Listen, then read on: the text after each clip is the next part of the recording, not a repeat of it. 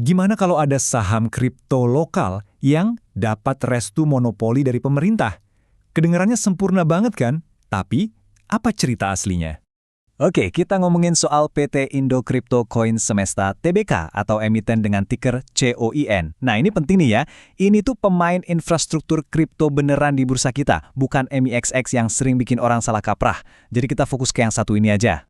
Terus gimana caranya coin ini cetak duit? Simple banget. Anggap aja mereka ini penguasa jalan tolnya semua transaksi kripto di Indonesia. Mau nggak mau, semua broker lokal wajib lewat jalan tol mereka. Artinya apa? Ya artinya pendapatan dari biaya clearing dan kustodian ngalir terus, dijamin sama regulasi. Bener-bener mesin uang. Dan wow, mesin uang ini awalnya benar-benar meledak. Sejak IPO di Juli 2025, sahamnya terbang gila-gilaan loh. Sempat nyentuh all-time high di 4.800. Bayangin, kenaikan kumulatifnya itu lebih dari 900%. Pasar benar-benar euforia waktu itu. Nah, tapi disinilah ceritanya jadi aneh. Kalau bisnisnya sebagus itu, kok bisa harga sahamnya malah terjun bebas? Ini nih red flag pertama yang harus kita kulik bareng-bareng. Dan ini dia plot twistnya. Meskipun ceritanya bagus ya kan, monopoli lah apalah, saham koin ini udah anjlok lebih dari 60% sepanjang tahun 2026. Ini bukan sekedar koreksi sehat ya, ini sinyal ada distribusi besar-besaran, sesuatu yang salah lagi terjadi di sini. Ini nih pertanyaan besarnya. Profitnya terbang, tapi kok harga sahamnya hancur lebur? Ini kan aneh, sebuah paradoks. Dan ini yang ngebawa kita ke masalah yang lebih dalam, masalah struktural. Yuk kita selidiki bareng-bareng. Coba lihat ini. Ini yang bikin kaget. Struktur kepemilikannya. Lihat angka itu, 77,1% sahamnya dipegang sama perusahaan swasta. Artinya apa? Artinya ada bom waktu pasokan saham yang gede banget, yang bisa sewaktu-waktu dilempar ke pasar. Bahaya banget kan? Dan ini bagian yang paling bikin geleng-geleng kepala. Cuma 0,09% yang dipegang investor institusional. Praktis nol. Jadi nggak ada tuh yang namanya pembeli kakap yang bisa nahan harga kalau ada yang jualan besar-besaran. Terus siapa dong yang nampung barangnya? Ya, investor retail, kita-kita ini.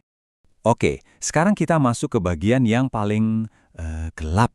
Masalahnya ternyata bukan cuma di struktur kepemilikan koin aja, tapi juga di perusahaan yang bawa mereka IPO.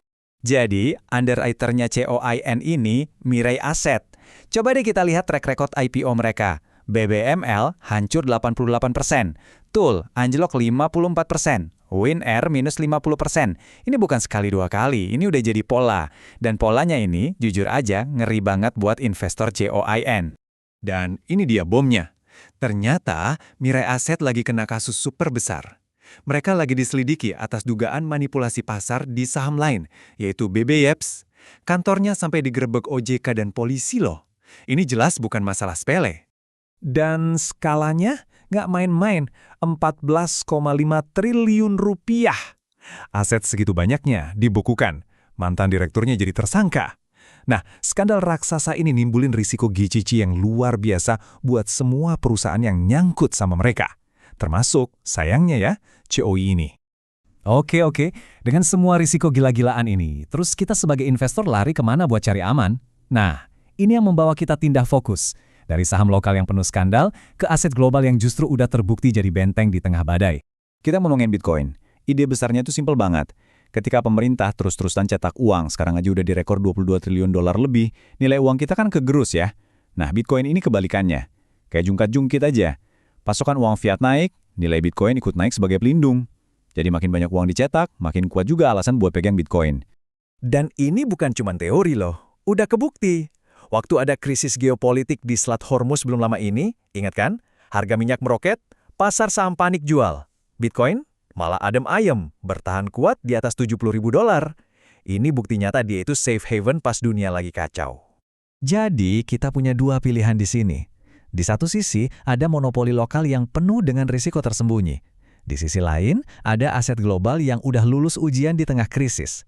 Coba kita adu langsung aja keduanya, head to head. Dan tabel ini udah ngerangkum semuanya. Lihat deh perbedaannya, jomplang banget.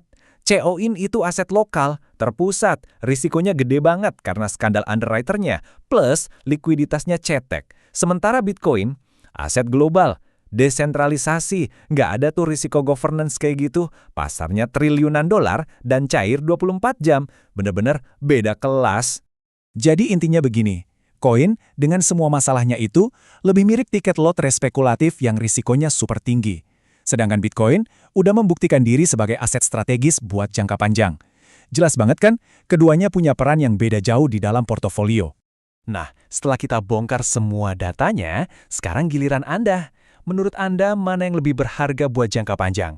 Embel-embel monopoli lokal yang ternyata rapuh, atau ketahanan global yang udah teruji berkali-kali? Coba kasih tahu pendapat Anda di kolom komentar ya, kita diskusi di sana.